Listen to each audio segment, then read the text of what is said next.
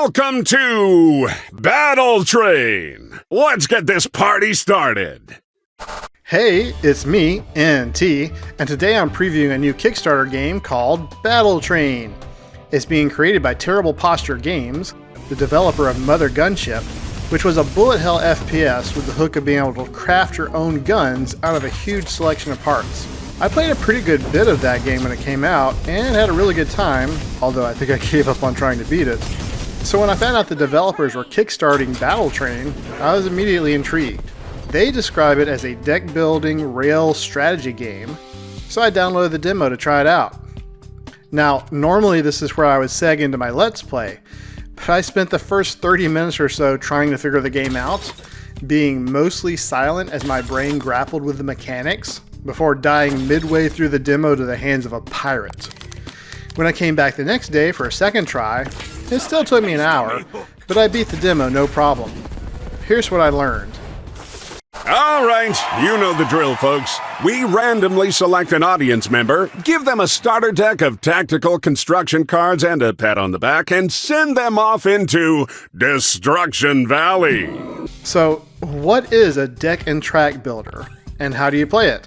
Well, the game is played on a board where you and your opponent takes turns trying to destroy each other's outposts on the board.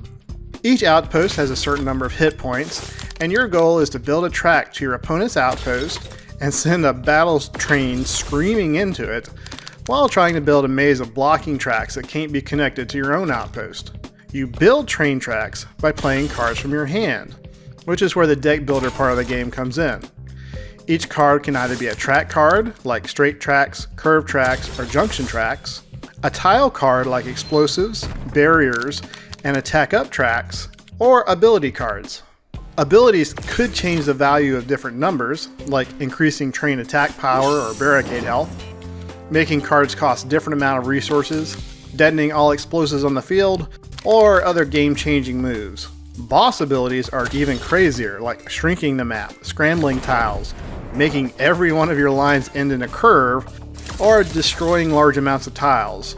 To be honest, most of the boss abilities felt pretty unfair, and it took me 20 minutes to beat the sheriff because she kept using her card abilities to screw up my tracks. In order to play these cards, you have to spend minerals. You get 2 minerals per turn, but you can pick up loose minerals on the map or farm them from mines. Each mine you've built a track through gives you a certain amount of minerals each turn. This is where Battle Trains is most like a collectible trading card game, where you have to carefully steward your resources and play the correct cards from your deck. Creating a deck with good cards, and a small enough number of cards to ensure you draw your aces instead of your bloat, is where the deck building aspects come into play. It's possible by the end of the run to create a perfectly synergized deck, but you'll have to start all over again when you begin another run, because Battle Trains is a roguelike. There's no constant progression from run to run. Maybe in the full game, we'll have the typical roguelike progression of unlocking new cards, but if you're looking for constantly increasing health or damage, a la a roguelite, I think you can forget it. Right now, the only advantage you get is a choice between 3 characters at the beginning of each run, each with a random passive. Since this is a roguelike, you have to maintain your health through the whole run. There's no healing unless you happen on a repair station, which I didn't see in either of my 2 playthroughs. Going into it, I didn't realize Battle Train was a roguelike, so I was really unhappy to go from 90 health on the starter enemy to 33 health on the mid-boss. So here's a hot tip from me. Skip as many battles as possible. The map between the roguelike rooms is a train track, with different switches for different tracks, and each room marked as an event, or a battle, or a shop or something. On my second run, I kept picking tracks with as few battles as possible to maintain my health. Sure, I missed out on some rewards, but those were just cards that might boost your deck, or might bloat your deck. Although you can choose not to take your reward, and coins to spend in the shop. The shop does have some very useful items in the form of cards, and train parts that grant an interesting array of passives, but I had enough coins from the unavoidable battles and some events, which also grant coins, to buy pretty much what I wanted. Speaking of coins, could I spend some social currency and get you to rush down to that subscribe button and launch a battle train at it? I'd appreciate it. Yeah, Battle Train may seem pretty ruthless, but I assure you, we keep it family-friendly and follow a strict rule set here. Yes, the rule of the mighty. Mercy is for the weak. The others get their outposts smashed to little bitty broken bits with the melee spike trains.